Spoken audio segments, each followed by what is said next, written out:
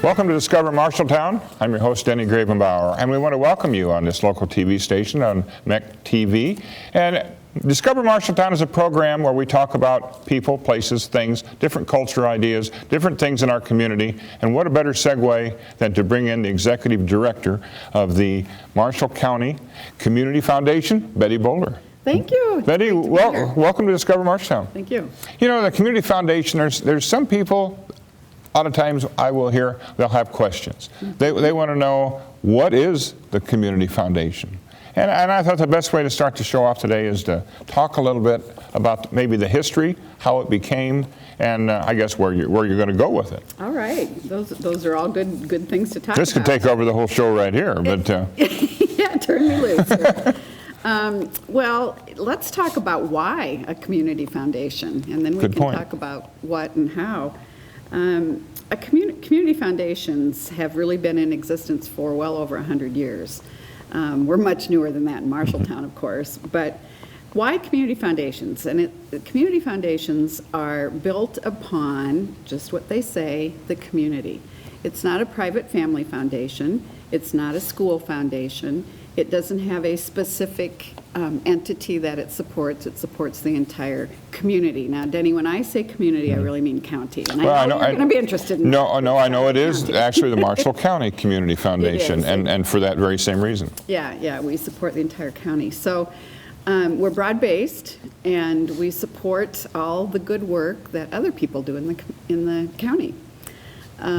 So that's why we're here. But how we started is another answer to why. Back in, I think the discussion started in '04 with the legislature, when there was a proposal to share some of the gambling tax revenue with counties that didn't have a state licensed gambling facility. Because we know where those casinos and riverboats exist, they make lots of great donations to their communities, and some of us didn't have access to that, and so the proposal was to share some of that with those counties. But the stipulation was that the county had to have a certified community foundation in order to receive those gambling monies. Mm-hmm. Now, Marshalltown doesn't have a gambling facility, and we at that point in time did not have a community foundation, and so a group of people got together and said, we don't want to miss out on these dollars. They can do a lot of good in our county, and so we need to put together a community foundation. And that's how it started. A group of leaders put their heads together. Now, you may have noticed that I said a certified community foundation. So we were brand new in 2005, obviously weren't certified. So we had to affiliate with a nationally certified community foundation. At that time, we affiliated with the Community Foundation of Northeast Iowa, which is headquartered in Waterloo. And then a couple of years ago, we switched our affiliation, and we're now affiliated with the Community Foundation of Greater Des Moines.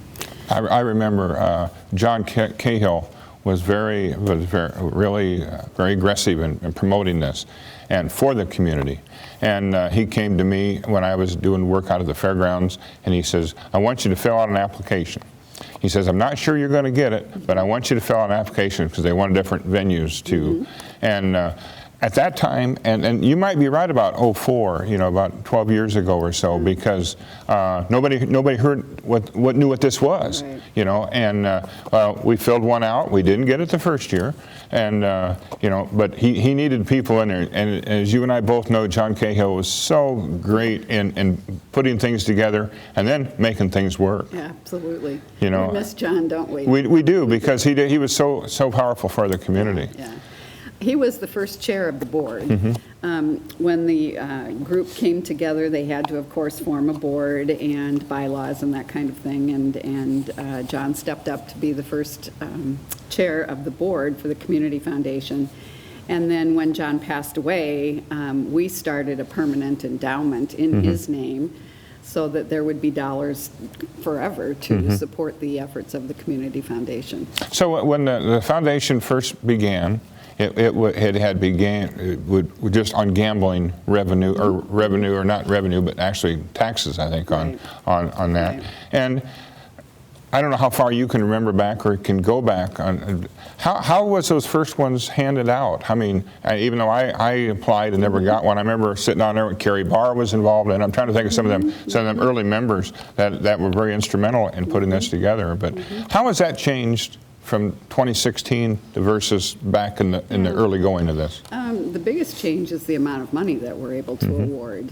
And that kind of segues into the other thing that we do as a community foundation, and that is to work with donors or with organizations to set up permanent endowments so that the monies from those endowments can add to the money that we get from the gambling revenue. And so that's probably the biggest difference.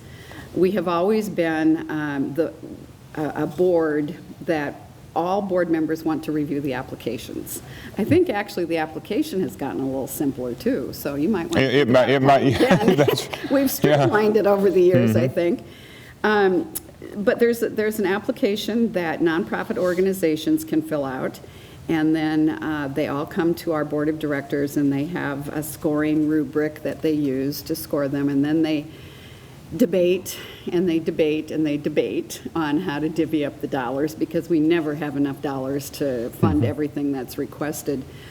I think, and I don't know this exact number, but I think the very first year there was maybe $40,000 given out. Yes. And this year we haven't announced yet who will be getting the grants, but we have awarded about $102,000. Wow, that's great. Now, has gambling gone up that much? No. Oh, really? Gambling has increased. The gambling dollars that we're getting have increased. But the reason we're able to increase the amount each year that we can give out is because the board, in the early days, had the foresight to set a couple of permanent endowments that we can now draw upon. I see. So as those endowments grow, we can take the distributions and add it to our grant dollars and help more organizations in the county. When you're certified like that, are you required to give out so much? I mean, do you have to give out so much per year versus banking? Yeah, we extra? do. We do. And that's by legislation with the gambling money. We're required to award at least 75% of the gambling money. And so you can 25% figure administrative fee. Well, we don't put it into administration. We put that into a permanent endowment, which then we continue to draw upon each year to add to the money that we have from gambling.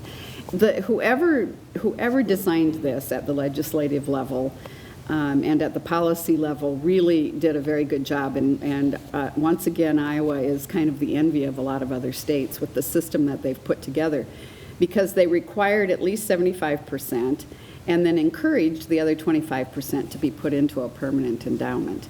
And I keep using the word permanent, which means that the corpus of that money stays there forever, and we take a distribution from it to add to the grants. And so you're not depleting and having to fundraise or whatever to build that back up again. Right. Now, is there two different? Is there a profit, nonprofit application? No. It's all nonprofit. There's three categories: nonprofit organizations, educational institutions, and that are nonprofit. It couldn't have a for-profit college apply, but a nonprofit educational institution. And then government entities, so counties, municipalities, cities. I know as you say, your board, and you go to your website, and you got a fantastic 15 people on that board, of your board of directors, that are very instrumental in community programs and projects. But when they look at an application that comes in, they are actually looking to see what benefit the community will get out of this. It's not just pick one out. Like you say, they discuss it very much in depth. Yeah, we do. Our criteria for the last few years we've said to the people who are applying, convince us that this is a critical need. It's not just something nice to do for your organization or an extra that might be an enhanced benefit, but we want to know that our money is going to really address critical issues in the county. And so they score very strongly on whether or not it appears that the need that the grant is addressing is really critical. Now, that can be in a lot of areas. and we fund in basically 7 different areas, and we can talk about in a minute. But so they look really strongly at critical need, and then they look at the impact. Is this grant going to serve a small number of people? And if so, will it have really big impact? Or is it going to serve a wider swath of people and have greater impact that way? So those are kind of 2 things they really score pretty strongly on. But we don't want to say it in a way that it's going to discourage a smaller venue from asking for it. Heavens no. Because a lot of times a smaller venue could grow into a bigger venue if it's appropriated the right way. And some of the smaller projects need the money more than some of the bigger projects. Right, yes, that's true. We could talk a minute about some of them. One of the smallest ones that we've given, I think, was maybe around $600 Really? for the LeGrand Library.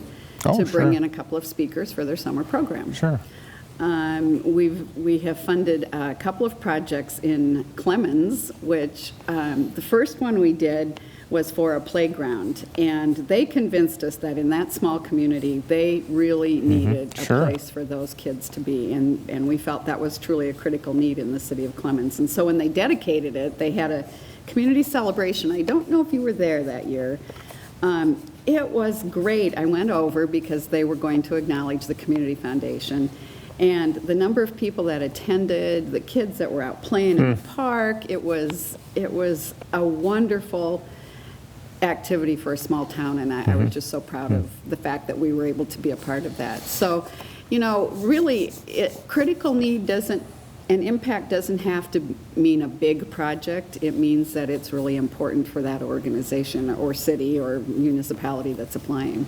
I'm glad you mentioned the Clemens, because again, this is a Marshall County event or a program, and it's nice that you went outside the city limits of Marshalltown to let everybody know that it is. Has there been any other applications filed for out of town? Absolutely. Out of the Marshalltown property in Marshall County? And every year we work really hard to make sure that the money is spread out across the county. And interestingly enough, we've never said X amount of money goes to Marshalltown and X amount to outside of town.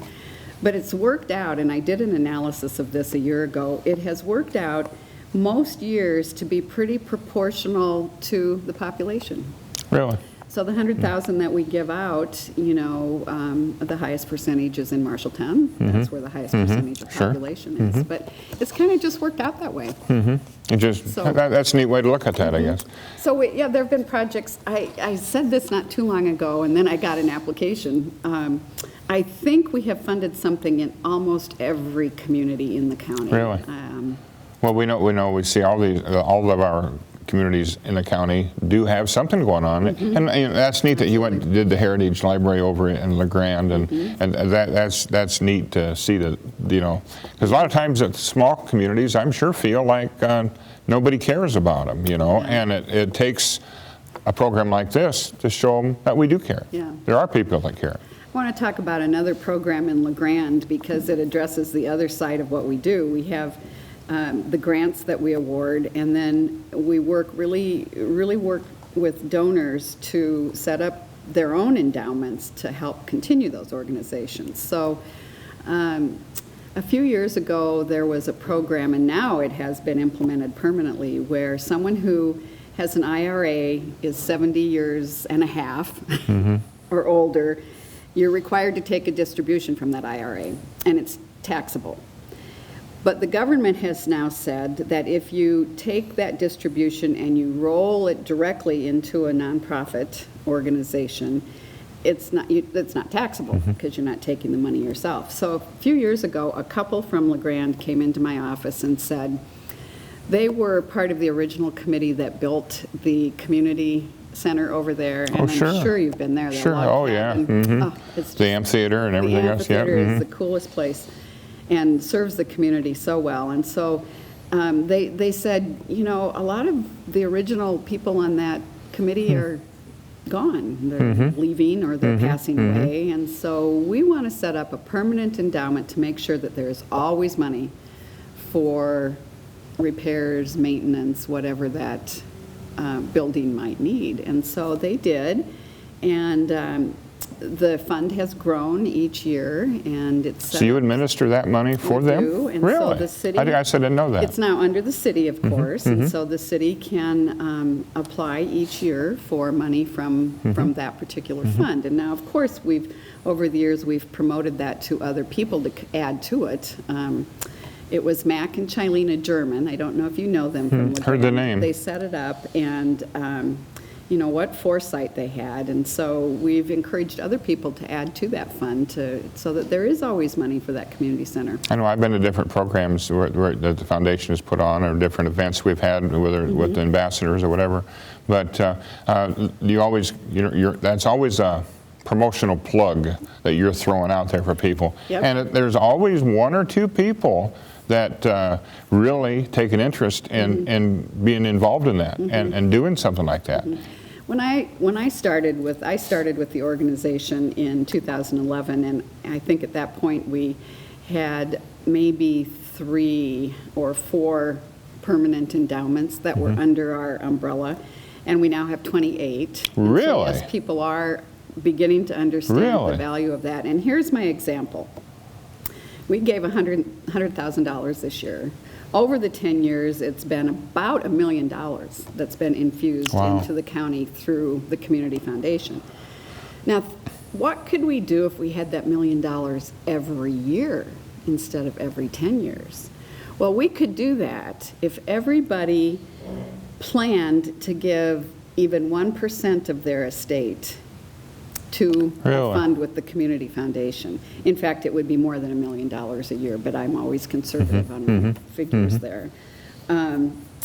Think what we could do with that. And people can do that through a life insurance policy. Maybe they want to take out an additional policy and designate a fund with the Community Foundation, or maybe they're ready to designate a portion of what they currently have in life insurance to a nonprofit organization.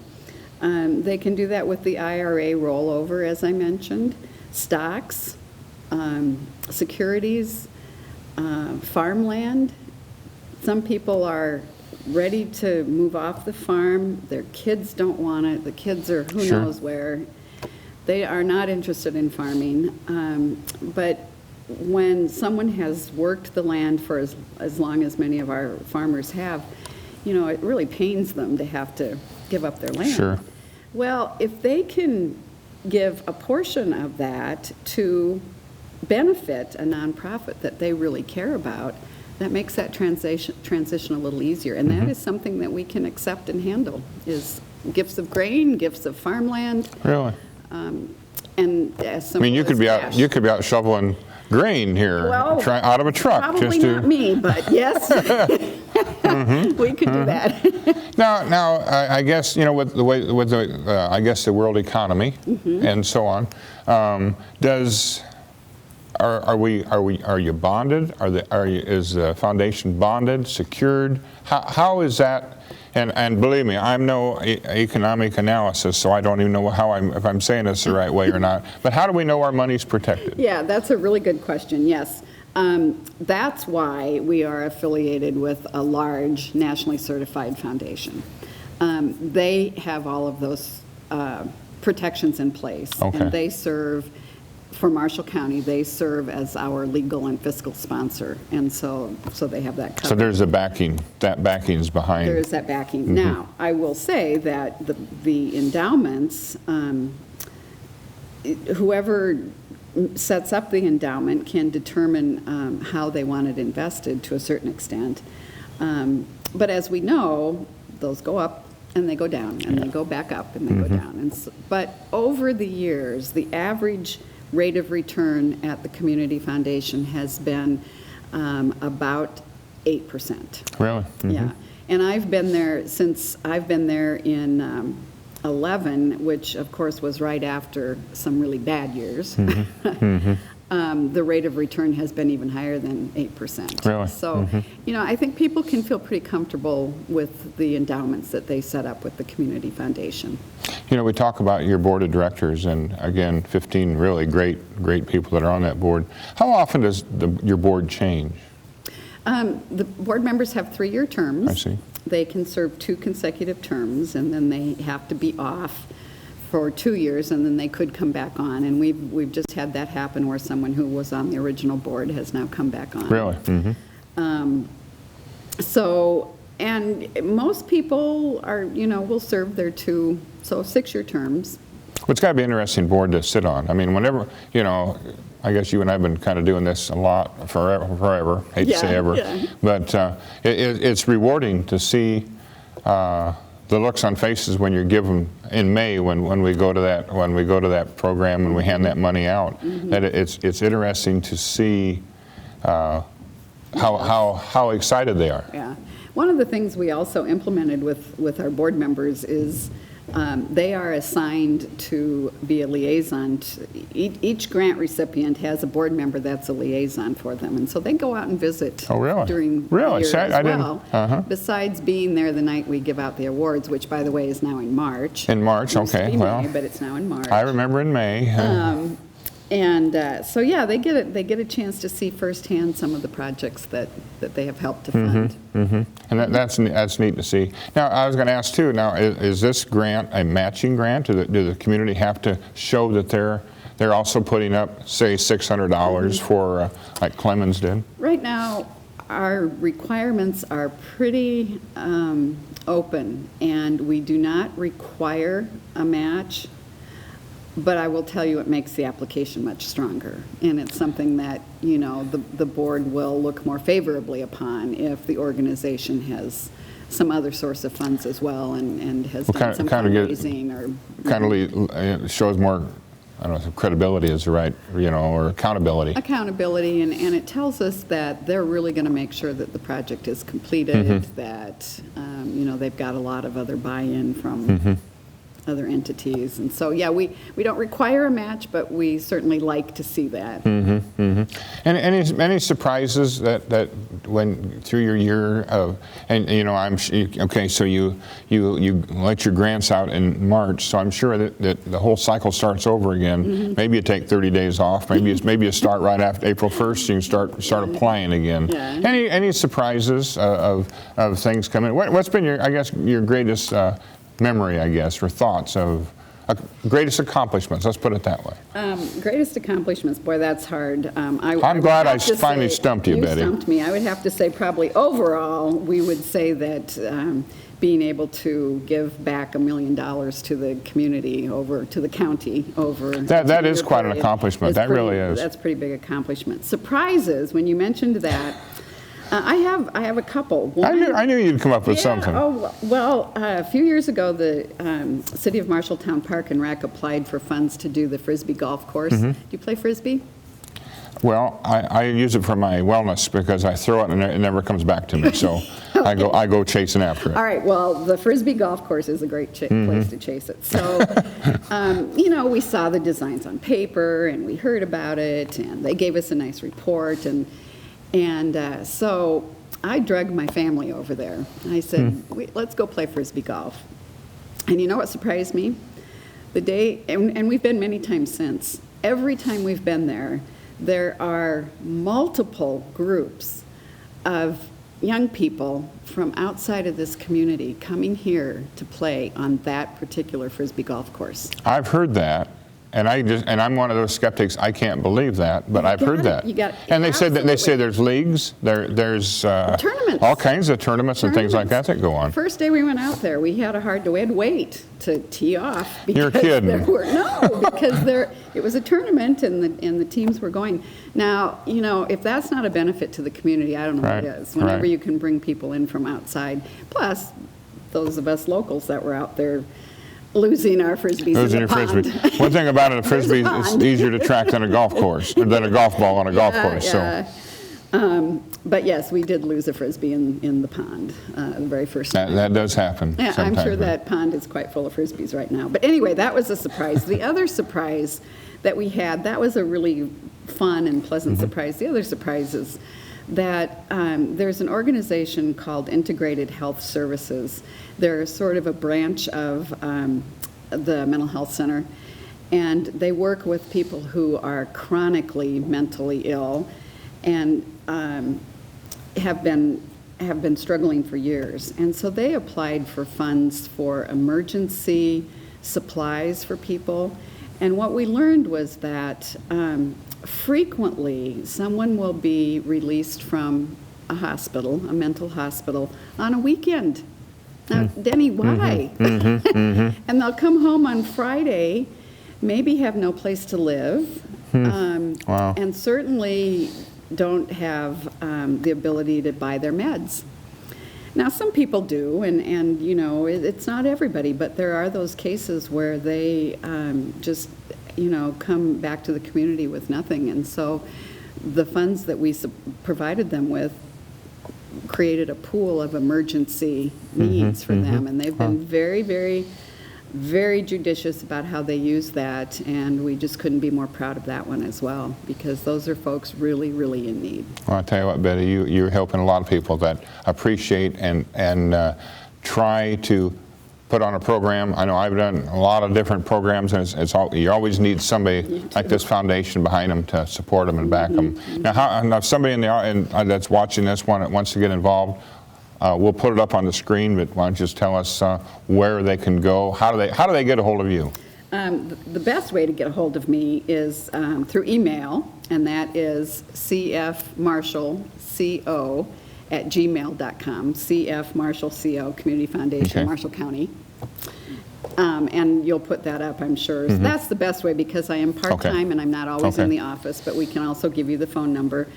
We have a brand-new website that I am really? so excited about. So if you Google CF Marshall CO or Google Community Foundation, Marshall County, Iowa, our website will come up, and it just has tons of good information on it. I'll tell you what, Betty. I didn't develop it. I went to it. I went to it, and even I can navigate through it. So it is a good I'm so one. glad to hear that. I tell you what, you and I've followed you around and we've done many different venues together through the course of the years, and it's a pleasure to have you on this show talking about fun things in our community. And the Marshall County Community Foundation is definitely that one fun thing that people benefit by. Yeah, it's great. Thank you. So thanks for coming on. Hey, we want to thank you too for joining us. Remember, when you're looking for something to do, go to the Community Foundation website, see what's out there, and maybe you can be involved too. I'm Denny Grabenbauer. Thanks for watching Discover Marshalltown. We'll see you next time.